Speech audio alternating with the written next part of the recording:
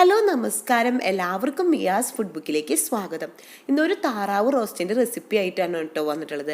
നല്ല ടേസ്റ്റി ആയ ഒരു താറാവ് റോസ്റ്റിൻ്റെ റെസിപ്പി ആയിട്ടാണ് കേട്ടോ വന്നിട്ടുള്ളത്. താറാവ് റോസ്റ്റ് വെക്കുക എന്ന് പറയുമ്പോൾ തന്നെ കുറേ പേർക്ക് എങ്ങനെയാണ് താറാവ് റോസ്റ്റ് ഉണ്ടാക്കാമെന്ന് അറിയാത്തവരുണ്ട്.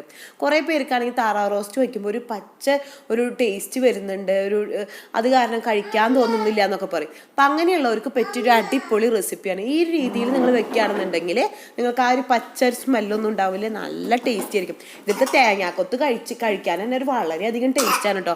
നിങ്ങളെല്ലാവരും ഇതൊന്ന് ട്രൈ ചെയ്ത് നോക്കണം. നിങ്ങൾക്ക് വീഡിയോ ഇഷ്ടപ്പെടുകയാണെന്നുണ്ടെങ്കിൽ വീഡിയോ ലൈക്ക് ചെയ്യാനും ഷെയർ ചെയ്യാനും കമൻറ്റ് ചെയ്യാനും അതുപോലെ തന്നെ സബ്സ്ക്രൈബ് ചെയ്യാനും മറക്കരുത്. അപ്പം നമുക്ക് എങ്ങനെയാണ് താറാവ് റോസ്റ്റ് ഉണ്ടാക്കാമെന്ന് നോക്കാം. താറാവ് റോസ്റ്റ് ഉണ്ടാക്കാൻ വേണ്ടിയിട്ട് ഞാൻ നാടൻ താറാവാണ് എടുത്തിട്ടുള്ളത്. അത് കുഞ്ഞ് പീസായിട്ട് കട്ട് ചെയ്തെടുത്തിട്ടുള്ള താറാവാണ്. ഇതിലേക്ക് നമുക്ക് 1 ടേബിൾ സ്പൂൺ വിനീഗറും കൂടി ചേർത്ത് കൊടുത്തിട്ട് വേണം നമുക്ക് കുക്കറിൽ സ്റ്റീം ചെയ്തെടുക്കാൻ വേണ്ടിയിട്ട്. ആദ്യം തന്നെ ഇതിലേക്ക് കുറച്ച് ഉപ്പും മഞ്ഞളും കൂടി ഇട്ടെടുത്തതിന് ശേഷം ഞാനൊരു ഫ്രിഡ്ജിൽ ഒരു ഓവർനൈറ്റ് വെച്ച് കൊടുത്തിട്ടുണ്ടായിരുന്നു. അപ്പോൾ ഉപ്പും മഞ്ഞളൊക്കെ നന്നായി ഒന്ന് താറാവിലേക്ക് പിടിക്കാൻ വേണ്ടിയിട്ടാണ് ഇങ്ങനെ ചെയ്തെടുത്തത്. അപ്പോൾ നമ്മൾ വിനീഗറും കൂടി ഒഴിച്ചു കൊടുത്തതിന് ശേഷം ഒന്ന് കൈ വെച്ചിട്ടൊന്ന് മിക്സ് ചെയ്ത് കൊടുക്കുകയാണ് ചെയ്യുന്നത്. അതിനുശേഷം നമുക്കിതൊന്ന് കുക്കറിലിട്ടിട്ട് സ്റ്റീം ചെയ്തെടുക്കാം. കുക്കറിലേക്ക് ഇട്ട് കൊടുത്തിട്ടുണ്ട്. അപ്പോൾ നമുക്ക് നല്ല വേവുള്ള കാരണം തന്നെ 2 സ്റ്റീം ഞാൻ അടിച്ചു കൊടുത്തിട്ടുണ്ടായിരുന്നു. നാടൻ താറാവ് എന്ന് പറയുമ്പോൾ തന്നെ വേവ് കുറച്ച് കൂടുതലാവും. ഇപ്പോൾ എല്ലും എന്നൊക്കെ നീങ്ങിയിട്ടുണ്ട് ഇറച്ചി. അപ്പോൾ ഈ ഒരു ലെവലായപ്പോൾ ഞാൻ കുക്കറിലത്തെ പ്രഷർ മാറിയപ്പോൾ കുക്കർ ഓപ്പൺ ചെയ്തെടുത്തിട്ടുണ്ട്. ഒരു തേങ്ങ എടുത്തിട്ടുണ്ട്. അതിലത്തെ വലിയ മുറി ഞാൻ കൊത്തിയിടാൻ വേണ്ടിയിട്ട് എടുക്കുകയാണ്. അതേപോലെ തന്നെ ചെറിയ മുറി തേങ്ങയിൽ നിന്ന് തേങ്ങ ചിരകിയെടുത്തതിന് ശേഷം അത് തമ്പാല് പോലെ കുറച്ച് വെള്ളത്തിൽ പിഴിഞ്ഞെടുക്കാൻ പോവുകയാണ്. പാൻ സ്റ്റൗമ്മ വെച്ചിട്ടുണ്ട്. ഇതിലേക്ക് ഒരു 3 ടേബിൾ സ്പൂൺ ഓയിൽ ഒഴിച്ചു കൊടുക്കുന്നുണ്ട്. അപ്പോൾ ഓയിലൊക്കെ നന്നായിട്ടൊന്ന് ചൂടായി വന്നിട്ടുണ്ട്. ഇതിലേക്ക് നമ്മൾ നേരത്തെ വേവിച്ചെടുത്തിട്ടുള്ള താറാവ് സ്റ്റെയിൻ ചെയ്തെടുത്തതിന് ശേഷം ഇതിലേക്കൊരു പകുതി ചേർത്ത് കൊടുക്കാൻ പോവാണ്. അപ്പോൾ 2 ട്രിപ്പായിട്ടാണ് നമുക്കിത് ചേർത്ത് കൊടുക്കുന്നത്. അപ്പോൾ ഇതിലത്തെ വെള്ളത്തിൻ്റെ അംശം ചെറുതായി നിൽക്കുന്ന കാരണം ചെറുതായി ഒന്ന് പൊട്ടിത്തെറിക്കുന്നുണ്ട്. അപ്പോൾ മാക്സിമം വെള്ളം അവോയ്ഡ് ചെയ്യുകയാണെന്നുണ്ടെങ്കിൽ അങ്ങനെ പൊട്ടിത്തെറിക്കില്ല കേട്ടോ. അപ്പോൾ നമുക്കിത് 2 ട്രിപ്പായിട്ടൊന്ന് വറുത്തെടുക്കാം. അപ്പോൾ ഷാലോ ഫ്രൈ ചെയ്ത് കൊടുത്താൽ മതി, ഡീപ്പ് ഫ്രൈ ചെയ്ത് കൊടുക്കേണ്ട ആവശ്യമൊന്നുമില്ല. അപ്പോൾ ഓൾറെഡി നമ്മുടെ താറാവ് വെന്തിരിക്കുന്നതാണ്. എന്നാലൊന്ന് ചെറുതായിട്ടൊന്ന് ഫ്രൈ ചെയ്തെടുക്കുകയാണ്. അപ്പോൾ നമുക്ക് കുറച്ചും കൂടി ടേസ്റ്റ് താറാവിന് വരും. പിന്നെ ആ ഒരു പച്ച ടേസ്റ്റും വരില്ല. അപ്പം അതിന് വേണ്ടിയിട്ടാണ് ഇങ്ങനെ ഞാൻ ചെയ്തെടുക്കുന്നത്. ഈ ടൈമിൽ മിക്സിയിൽ അരച്ചെടുക്കാൻ വേണ്ടിയിട്ട് ഒരു 4 അല്ലി വെളുത്തുള്ളിയും അതുപോലെ തന്നെ ഒരു വലിയ കഷ്ണം ഇഞ്ചിയും അതുപോലെ തന്നെ 4 കഷ്ണം പട്ടയുടെ കഷ്ണം എടുത്തിട്ടുണ്ട്. 4 അല്ലെങ്കിൽ ഒരു 5 കഷ്ണം കേട്ടോ, ഞാൻ 5 കഷ്ണം എടുത്തിട്ടുണ്ട്. അതുപോലെ തന്നെ എല്ലാ മസാലകളും കുറേശ്ശെ എടുത്തിട്ടുണ്ട്. കരിയാമ്പൂ, ഗ്രാമ്പൂ, ഏലക്കായ എല്ലാം. പിന്നെ പെരിഞ്ചീരകം സെപ്പറേറ്റ് ആയിട്ട് 1 ടേബിൾ സ്പൂൺ തന്നെ എടുത്തിട്ടുണ്ട്. പിന്നെ പച്ചമുളക് എടുത്തിട്ടുണ്ട്, അതായത് കാന്താരി മുളകാണ് കേട്ടോ എടുത്തിട്ടുള്ളത്. അതുപോലെ തന്നെ ഇതിലേക്ക് ഞാനൊരു കഷ്ണം ജാതിപത്രികയും ഏലക്കായും കുറവായിരുന്നു. അപ്പോൾ അത് കാരണം ഏലക്കായും ജാതിപത്രികയും സെപ്പറേറ്റ് ആയിട്ട് തന്നെ എടുത്തിട്ടുണ്ട്. പിന്നെ ഒരു തക്കാളിയും കൂടി ഇട്ടിട്ട് ഞാൻ മിക്സിയിൽ അരച്ചെടുക്കാൻ പോവാണ്. അപ്പോൾ വെള്ളം ആവശ്യമില്ല, നമ്മൾ തക്കാളിയുടെ ഒരു നീര് വരുമ്പോൾ തന്നെ നമുക്കിത് അരച്ചെടുക്കാൻ പറ്റും. അപ്പോൾ നല്ല പേസ്റ്റ് പോലെ ഇതൊന്ന് അരച്ചെടുക്കാൻ പോവാണ്. അപ്പോൾ ഇതിലേക്ക് ഒരു പിടി കുരുമുളകും കൂടി ചേർത്തിട്ടുണ്ട്, അതായത് 1 ടീസ്പൂൺ കുരുമുളകും കൂടി ചേർത്ത് കൊടുത്തതിന് ശേഷമാണ് ഞാനൊന്ന് അരച്ചെടുക്കുന്നത്. അപ്പോൾ നമ്മൾ അരച്ചെടുത്തിട്ടുണ്ട്. ഇപ്പം നമ്മുടെ ഡക്കൊക്കെ ഒന്ന് ഫ്രൈ ആയി വന്നിട്ടുണ്ട്. അപ്പം നല്ല ഡീപ്പ് ഫ്രൈ, നല്ല ക്രിസ്പി ആയി പോകുന്നു വേണ്ട. ചെറിയൊരു ഫ്രൈ ആണ് നമ്മൾ എടുക്കുന്നത്, ഒരു ഷാലോ ഫ്രൈ ആണ്. അപ്പം അതുപോലെ തന്നെ നമുക്ക് അടുത്ത ട്രിപ്പ് ഇട്ട് കൊടുക്കാം. അപ്പം അതും നമ്മുടെ ക്രിസ്പി ആയി വന്നിട്ടുണ്ട്, ചെറുതായി ഒന്ന് മുരിഞ്ഞു വന്നിട്ടുണ്ട്. നല്ല ക്രിസ്പി ആവേണ്ട ആവശ്യമൊന്നുമില്ല. ഈ ഒരു ടൈമിൽ നമുക്ക് അതും ചേഞ്ച് ചെയ്തെടുത്തതിന് ശേഷം വേറൊരു പ്ലേറ്റിലേക്ക് മാറ്റി വയ്ക്കാം. അപ്പോൾ ഇതിൽ ബാക്കി വന്നിട്ടുള്ള ഈ ഓയിലിലാണ് നമ്മൾ ബാക്കിയുള്ള ഇൻഗ്രീഡിയൻസ് ഇട്ടിട്ട് നമ്മളിതൊന്ന് വാട്ടിയെടുക്കാൻ പോകുന്നത്. അപ്പോൾ ഇതിന് വേണ്ടിയിട്ട് ഞാനൊരു 10-15 ചുവന്നുള്ളി കുഞ്ഞിതാക്കിയിട്ട് കട്ട് ചെയ്തെടുത്തിട്ടുള്ളതാണ്. അപ്പോൾ ആദ്യം തന്നെ അത് ഇതിലേക്ക് ചേർത്ത് കൊടുക്കാൻ പോവുകയാണ്. അതേപോലെ തന്നെ ഇതിലേക്ക് വെളുത്തുള്ളി ഇട്ട് കൊടുക്കുന്നുണ്ട്. അപ്പോൾ ഒരു 5-6 അല്ലി എടുക്കുന്നുള്ളൂ. അപ്പോൾ നമ്മൾ ഓൾറെഡി മിക്സിയിൽ അരച്ചെടുക്കുന്നതിലേക്ക് വേണ്ടിയിട്ട് നമ്മൾ എടുത്തിട്ടുണ്ടായിരുന്നു. അപ്പോൾ പിന്നെ അധികം വേണ്ടാന്ന് വിചാരിച്ചിട്ട് ഒരു 6 അല്ലി വെളുത്തുള്ളിയാണ്, അതും കുഞ്ഞിതാക്കി കട്ട് ചെയ്തെടുത്തിട്ടുണ്ട്. അതുപോലെ തന്നെ ഒരു കഷ്ണം ഇഞ്ചി, അതായത് കുഞ്ഞൊരു കഷ്ണം ഇഞ്ചി മതി. ജാതിക്കായുടെ ഇലയും കൂടി ഇതിലേക്ക് ഇട്ട് കൊടുക്കുന്നുണ്ട്. അപ്പോൾ ജാതിക്കായുടെ ഇല ഫ്രഷ് ആയിട്ട് എനിക്ക് കിട്ടിയിട്ടുണ്ടായിരുന്നു. അപ്പോൾ അത് കാരണം ഒരു 2 ഇല ഞാൻ കട്ട് ചെയ്ത് കൊടുക്കുന്നുണ്ട്. നല്ല ചെറിയ പീസായിട്ടൊന്നും കട്ട് ചെയ്ത് കൊടുക്കണ്ട കേട്ടോ, ഇതുപോലത്തെ ഒരു പീസായിട്ട് തന്നെ കട്ട് ചെയ്ത് കൊടുത്താൽ മതി. അതേപോലെ തന്നെ സർവ്വസുഗന്ധിയുടെ ഇല കൂടി എടുക്കുന്നുണ്ട്. അപ്പോൾ 2 സർവ്വസുഗന്ധിയുടെ ഇലയും കൂടി എടുത്തിട്ട് ഇതുപോലെ തന്നെ കട്ട് ചെയ്ത് കൊടുക്കുന്നുണ്ട്. 3 തണ്ടി കറി ലീവ്സും കൂടി ഇതിലേക്ക് ചേർത്ത് കൊടുക്കാം. അതിനുശേഷം നമുക്കൊരു കയ്യിൽ യൂസ് ചെയ്തിട്ട് ഇതൊന്ന് ഇളക്കി കൊടുക്കാം. അപ്പോൾ ഇതൊന്ന് വാടി വരട്ടെ. നമുക്ക് ആവശ്യത്തിനുള്ള ഉപ്പിട്ട് കൊടുക്കാം. ഓൾറെഡി നമ്മൾ ഡക്ക് മഞ്ഞൾപ്പൊടിയും ഉപ്പിട്ടിട്ട് വേവിച്ചതാണ്. അപ്പോൾ ബാക്കിയുള്ളതിലേക്ക് വേണ്ടിയിട്ടുള്ള ഉപ്പ് ചേർത്ത് കൊടുത്താൽ മതി. അതിലേക്ക് ഞാനിപ്പോൾ ടേസ്റ്റ് ചെയ്ത് നോക്കിയപ്പോൾ കുറച്ച് ഉപ്പ് കുറവുണ്ട്. അപ്പോൾ ഞാൻ അതും കൂടി ഇതിൽ ചേർത്ത് കൊടുക്കുന്നുണ്ട്. പിന്നെ ഓൾറെഡി നമ്മൾ ഉപ്പിട്ടിട്ട് സബോള അല്ലെങ്കിൽ ഉള്ളിയൊക്കെ വാട്ടാൻ വെച്ചിട്ടുണ്ടെങ്കിൽ പെട്ടെന്ന് തന്നെ വാടി കിട്ടും. അപ്പൊ അത് കാരണമാണ് ഈ ഒരു ടൈമിൽ ഞാൻ ഉപ്പിട്ട് കൊടുത്തിട്ടുള്ളത്. ഞാൻ ഓൾറെഡി നേരത്തെ പറഞ്ഞിട്ടുണ്ടായിരുന്നു ഒരു തേങ്ങയുടെ പകുതി, അതായത് വലിയ മുറി ഞാൻ കുഞ്ഞിതാക്കിയിട്ട് കൊത്തി എടുക്കാൻ പോവാന്ന്. ആ കൊത്തി എടുത്തിട്ട് കഴുകി എടുത്തിട്ടുള്ള തേങ്ങ കൊത്താണ്, അതും കൂടി ഇതിലേക്ക് ഞാൻ ഇട്ട് കൊടുക്കാൻ പോവാണ്. അതിനുശേഷം ഇളക്കിയെടുക്കാം. അപ്പൊ നമ്മുടെ ഉള്ളി വാടുന്നതിന്റെ കൂട്ടത്തില് അത് കഴിഞ്ഞ് നമ്മൾ സബോളയൊക്കെ ഇട്ടിട്ട് വാട്ടുമ്പോൾ നമ്മുടെ തേങ്ങാക്കൊത്തൊന്ന് മുരിഞ്ഞു വരും. അല്ലാന്നുണ്ടെങ്കിൽ ആ പച്ച തേങ്ങയുടെ ഒരു ടേസ്റ്റ് വരും. അത് കാരണമാണ് ഞാൻ ഇങ്ങനെ ഇട്ടത്. ഇതൊന്ന് വാടി വരട്ടെ. ഉള്ളിയൊക്കെ ചെറുതായി മൂത്ത് തുടങ്ങിയിട്ടുണ്ട്. ഈ ഒരു ടൈമിൽ 4 മീഡിയം സൈസ് സവോളയും കൂടിയും ചേർത്ത് കൊടുക്കാം. അതിനുശേഷം ഒരു കയ്യിൽ യൂസ് ചെയ്തിട്ട് ഒന്ന് ഇളക്കി കൊടുക്കാം. സവോള ചെറുതായി വാടി വരുന്നുണ്ട്, നന്നായിട്ട് വാടി കിട്ടണം. ഇപ്പോഴാണ് നമ്മുടെ താറാവ് കറിക്ക് ടേസ്റ്റ് കൂടുക. അപ്പൊ അതൊന്ന് വാടി വരട്ടെ. അപ്പൊ ആ ഒരു ടൈമിൽ നമ്മുടെ തേങ്ങാക്കൊത്തും നന്നായി വെന്ത് വരും. അപ്പൊ നമുക്ക് സവോള നന്നായി വാടുന്ന വരയ്ക്ക് ഇടയ്ക്ക് ഇളക്കി കൊടുത്തോണ്ടിരിക്കാം. മീഡിയം ടു ലോ ഫ്ലെയിമിൽ വെച്ചു കൊടുത്താൽ മതി. നമ്മുടെ സവോളയൊക്കെ നന്നായി വാടി വന്നു തുടങ്ങിയിട്ടുണ്ട്. ഈ ഒരു ടൈമില് നമ്മൾ നേരത്തെ അരച്ചെടുത്തിട്ടുള്ള അരപ്പില്ലേ മിക്സിയിലെ, ആ അരപ്പ് ഇതിലേക്ക് ചേർത്ത് കൊടുക്കാൻ പോവാണ്. അതും കൂടി ഇട്ടിട്ട് ഒന്ന് ഫ്രൈ ചെയ്തെടുക്കണം. ആ പച്ചമണമൊക്കെ പോയി വരണം. അത് വരയ്ക്ക് നമുക്ക് അതൊന്ന് വാട്ടിയെടുക്കണം. അപ്പൊ ആദ്യം തന്നെ നമ്മൾ ആ അരപ്പ് ചേർത്ത് കൊടുത്തിട്ടുണ്ടെന്നുണ്ടെങ്കിൽ നമ്മൾക്ക് ഒട്ടിപ്പിടിക്കാറുണ്ട്. ഇപ്പൊ നോൺ സ്റ്റിക്കിന്റെ പാനായ കാരണം ഒട്ടിപ്പിടുത്തം വരില്ല.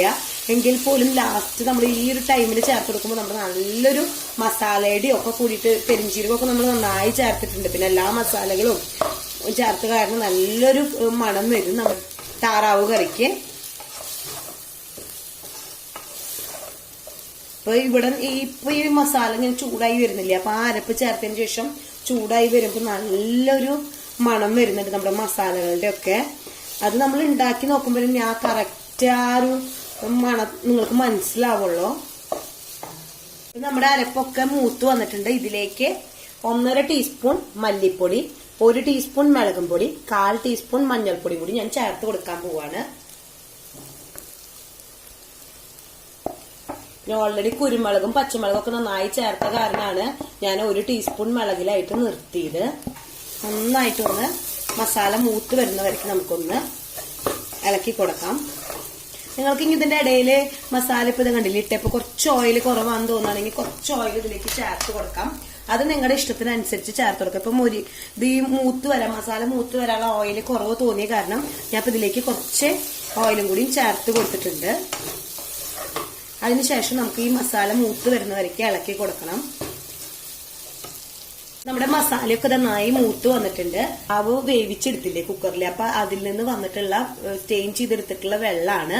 നമ്മൾ ഫ്രൈ ചെയ്യുന്നതിനെക്കാട്ടും മുന്നേ സ്റ്റെയിൻ ചെയ്തെടുത്തപ്പോൾ കിട്ടിയ വെള്ളമാണ്. അപ്പൊ അതിൽ നിന്ന് കുറച്ച് ഇതിലേക്ക് ചേർത്ത് കൊടുക്കാൻ പോവാണ്.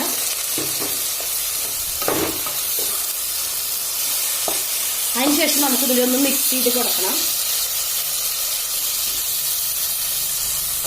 അപ്പൊ കണ്ടില്ല അത് വറ്റി വന്നു. അപ്പൊ നമ്മുടെ ഈ മസാലയ്ക്കൊക്കെ ഒരു നല്ലൊരു കുറുകുറു ഗ്രേവി പോലെ നമ്മുടെ ഡക്കിലേക്ക് പിടിക്കാൻ വേണ്ടിയിട്ടാണ് ഇങ്ങനെ ചെയ്യുന്നത് കേട്ടോ. അപ്പൊ ബാക്കിയുള്ളതും കൂടി നമ്മൾ പകുതി ചേർത്ത് കൊടുക്കുകയാണ്. അതിനുശേഷം നമുക്കത് വറ്റിച്ചെടുക്കുകയാണ് നമ്മൾ ചെയ്യുന്നത്. അപ്പൊ നല്ലൊരു കുറുകുറു പോലെ നമ്മുടെ മസാല കിടക്കും. അപ്പൊ നമ്മുടെ ഈ ഡക്കിലേക്ക് നന്നായി പിടിക്കും. അപ്പൊ നമ്മുടെ ഡക്കിന് ഒരു പ്രത്യേക ഒരു ടേസ്റ്റ് കിട്ടും. അതിന് വേണ്ടിയിട്ടാണ് നമ്മൾ ഇതുപോലെ ചെയ്തെടുക്കുന്നത്. അപ്പൊ നമ്മുടെ സ്റ്റോക്ക് വാട്ടർ നമ്മുടെ ഈ ഡക്കിൽ വേവിച്ചതിന്റെ തന്നെ ആയ കാരണം ആ ഡക്കിന്റെ ഒരു മണം നന്നായി മുന്നിൽ വന്ന് നിൽക്കും ചെയ്യും. നമ്മുടെ കറിക്ക് കുറച്ചും കൂടി ടേസ്റ്റ് കൂടും. അപ്പൊ ആ വെള്ളവും വറ്റി വന്നിട്ടുണ്ട്. ബാക്കിയുള്ളതും കൂടി ഞാൻ ഫുള്ളായിട്ട് ഇതിലേക്ക് ചേർത്ത് കൊടുക്കാൻ പോവാണ്. ഇതൊന്ന് തള വരുന്നോട് കൂടിയിട്ട് നമുക്ക് ഇതിലേക്ക് ഡക്ക് ചേർത്ത് കൊടുക്കാം. ഇതേ തള വന്ന് തുടങ്ങിയിട്ടുണ്ട്. ഇതിലേക്ക് നമ്മൾ ഫ്രൈ ചെയ്തെടുത്ത് വെച്ചിട്ടുള്ള ഡക്ക് ചേർത്ത് കൊടുക്കാൻ പോവാണ്. അപ്പൊ ഞാൻ ഡക്ക് ചേർത്ത് കൊടുത്തിട്ടുണ്ട്. ഇനി ലോ ഫ്ലെയിമിലേക്ക് ചേഞ്ച് ചെയ്ത് കൊടുക്കാം. അപ്പൊ നമ്മളൊരു മീഡിയം ഫ്ലെയിമിലായിരുന്നു ഇത്ര നേരം ഞാൻ വെച്ചത്. ഇപ്പൊ ലോ ഫ്ലെയിമിലേക്ക് ചേഞ്ച് ചെയ്ത് കൊടുത്തതിന് ശേഷം ഒരു കയ്യിൽ വെച്ചിട്ട് നമുക്ക് നന്നായിട്ട് ഇളക്കി കൊടുക്കാം. അപ്പൊ ഈ ഡക്കിലേക്ക് മസാലയൊക്കെ നമ്മൾ ഈ സബോളയുടെയും ഈ നമ്മൾ മിക്സ് ചെയ്തെടുത്തിട്ട് നമ്മൾ ഫ്രൈ ചെയ്തെടുത്തിട്ടുള്ള മസാല മൊത്തം ഡക്കിലേക്ക് പിടിക്കാൻ വേണ്ടിയിട്ട് നമുക്ക് ഇതുപോലെ ഒന്ന് ഇളക്കി കൊടുക്കണം. നന്നായിട്ടൊന്ന് ഇളക്കി കൊടുക്കണം. പിന്നെ ലോ ഫ്ലെയിം എന്ന് പറഞ്ഞാൽ തീരെ ലോ ഫ്ലെയിമിൽ തന്നെ വെച്ച് കൊടുക്കണം. നമ്മുടെ ഈ ഡക്കിലേക്ക് ഈ മസാലയൊക്കെ നന്നായി പിടിക്കുന്നതിന് വേണ്ടിയിട്ട് ലോ ഫ്ലെയിമിൽ ഇട്ടിട്ട് വേണം ഇനി നമ്മൾ കുക്ക് ചെയ്തെടുക്കാൻ വേണ്ടിയിട്ട്. അപ്പോഴാണ് നമ്മുടെ ഡക്കിലേക്ക് ആ ഒരു പ്രത്യേക ഉള്ളിലേക്കൊക്കെ മസാല പിടിച്ചൊരു നല്ലൊരു ടേസ്റ്റ് നമ്മുടെ ഡക്കിന് വരിക. ഞാൻ ഓൾറെഡി പറഞ്ഞിട്ടുണ്ടായിരുന്നു നമ്മളൊരു തേങ്ങ ചിരകി എടുത്തിട്ട്, അതായത് ചെറിയൊരു മുറി തേങ്ങ ചിരകി എടുത്തതിന് ശേഷം തമ്പാല് പിഴിഞ്ഞു വെക്കുന്ന ആ പാലും കൂടി ഞാൻ ഇതിലേക്ക് ചേർത്ത് കൊടുക്കാൻ പോവാണ്. ഞാൻ തമ്പാലിൽ കിടന്നിട്ട് ഇതൊന്ന് ആ തമ്പാല് വറ്റിച്ചെടുക്കുന്നുണ്ട്. പക്ഷെ ആ തമ്പാലിൽ ഇത് കുറുകി വരുമ്പോൾ ഒന്നും കൂടി നമ്മുടെ ഡക്കിന് ഒരു ടേസ്റ്റ് കിട്ടും. നമ്മുടെ മസാലയൊക്കെ ഡക്കിലേക്ക് നന്നായി പിടിക്കുകയും ചെയ്യും, നല്ലൊരു ടേസ്റ്റും കിട്ടും. അപ്പൊ നമുക്കതൊന്ന് വറ്റി വരുന്ന വരയ്ക്ക് നമുക്ക് ഇടയ്ക്കൊന്ന് ഇളക്കി കൊടുത്തോണ്ടിരിക്കാം. അപ്പൊ നമ്മുടെ ഡക്കിലത്തെ ആ ഒഴിച്ച തമ്പാലൊക്കെ വറ്റി വന്നിട്ടുണ്ട്. സൈഡിലൊക്കെ കണ്ടില്ലേ ഓയിൽ, നമ്മുടെ വെളിച്ചെണ്ണയൊക്കെ തെളിഞ്ഞു വന്നു തുടങ്ങിയിട്ടുണ്ട്. ഈ താറാവിന്റെ നെയ്യും അതുപോലെ വെളിച്ചെണ്ണയൊക്കെ തെളിഞ്ഞു വന്നു തുടങ്ങിയിട്ടുണ്ട്. നല്ല റോസ്റ്റായി വരുന്നുണ്ട്. ഞാനൊരു 5 മിനിറ്റും കൂടി വെക്കുന്നുണ്ട്. അപ്പൊ നമ്മുടെ ഈ റോസ്റ്റിന്റെ തന്നെ കളർ തന്നെ കുറച്ചും കൂടി ഡാർക്കായി വരും, നല്ല ഒരു ടേസ്റ്റ് കിട്ടും. അപ്പൊ ഞാൻ ഒരു 5 മിനിറ്റും കൂടി ഇതേപോലെ തന്നെ ഒന്നും കൂടി റോസ്റ്റ് ചെയ്തെടുക്കാൻ പോവാണ്. നമ്മുടെ ഡക്ക് ഒരു 5 മിനിറ്റും കൂടി കഴിഞ്ഞിട്ടുണ്ട്, നന്നായിട്ട് റോസ്റ്റായി വന്നിട്ടുണ്ട്. ഇനി ഇതിന്റെ മുകളിലേക്ക് ഞാൻ ഒരു കഷ്ണം ഇഞ്ചി നീളത്തിൽ കട്ട് ചെയ്തെടുത്തതാട്ടോ അതിന്റെ മുകളിലേക്ക് ഇട്ട് കൊടുക്കുന്നുണ്ട്. അതേപോലെ തന്നെ ഒരു സവോളയും കട്ട് ചെയ്തെടുത്തിട്ടുണ്ട്, അത് ഇതിന്റെ മുകളിലേക്ക് ഞാൻ ഇട്ട് കൊടുക്കാണ്. അപ്പൊ അതൊരു കുഞ്ഞൊരു സവോളയാണ്. അപ്പൊ നിങ്ങളുടെ കയ്യിൽ വലിയ സവോളയാണെന്നുണ്ടെങ്കിൽ അതിന്റെ ഒരു പകുതി ചേർത്ത് കൊടുത്താൽ മതി കേട്ടോ. അപ്പൊ അത് പച്ചയ്ക്ക് ഇടയ്ക്ക് കടിക്കുമ്പോൾ ഒരു പ്രത്യേക ടേസ്റ്റ് ആണ്. ഞാൻ ജസ്റ്റ് ഒന്ന് ഇളക്കിയെടുത്തതിന് ശേഷം സ്റ്റവ് ഓഫ് ചെയ്യാണ്. അത് വാടേണ്ട ആവശ്യമില്ല, ഇഞ്ചിയും അതുപോലെ സവോളയും. അപ്പൊ നല്ലൊരു ടേസ്റ്റ്. നമ്മൾ ഈ ഡക്ക് കഴിക്കുന്നതിന്റെ ഇടയിൽ നമുക്ക് ഈ പച്ച സവോളയും അതുപോലെ ഇഞ്ചിയുടെ ആ ഒരു ടേസ്റ്റും വരുമ്പോൾ നല്ലൊരു ടേസ്റ്റ് കിട്ടും. നിങ്ങൾക്ക് വേണമെന്നുണ്ടെങ്കിൽ മല്ലിയുടെ പുതിനയുടെ ടേസ്റ്റ് ഇഷ്ടമുണ്ടെങ്കിൽ വേണമെങ്കിൽ ചേർക്കാം.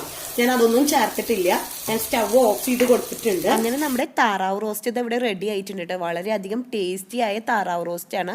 അപ്പൊ നിങ്ങൾക്ക് ഇപ്പൊ ഇത് വീഡിയോയിൽ കണ്ടാൽ തന്നെ മനസ്സിലാവുന്നുണ്ട്, സബോളയും മസാലകളൊക്കെ നമ്മുടെ താറാവിലേക്ക് ഇങ്ങനെ പൊതിഞ്ഞ് പിടിച്ചിട്ടുള്ള നല്ല ടേസ്റ്റി ആയിട്ടുള്ള റോസ്റ്റ് ആണ്. നിങ്ങൾ എല്ലാവരും ഇത് ട്രൈ ചെയ്ത് നോക്കണം. അടുത്ത ദിവസം പുതിയ വെറൈറ്റി റെസിപ്പി ആയിട്ട് വീണ്ടും വരാം. Thanks for watching. By.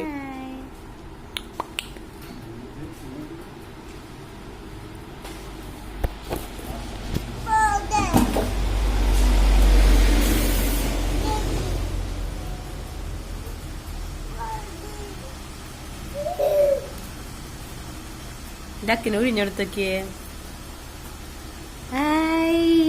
Duck quack quack quack ആയി ക്വാക്ക് ക്വാക്ക് പാട്ട് പാടിയൊക്കെ ഒഴിഞ്ഞെടുക്ക് ഒഴിഞ്ഞെടുക്ക്.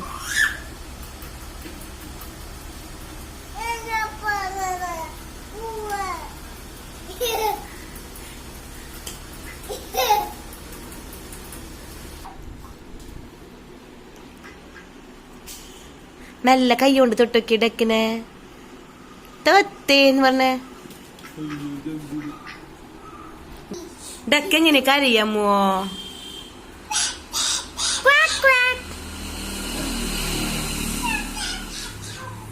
ഡക്കിനെ പോയിട്ട് തൊട്. ഡക്കിന്റെ അടുത്തേക്ക് ഇരിക്കും, നീങ്ങിരിക്ക് ഡക്കിന്റെ അടുത്തേക്ക്. അങ്ങനെ ഡക്കേന്ന് വിളിക്ക്.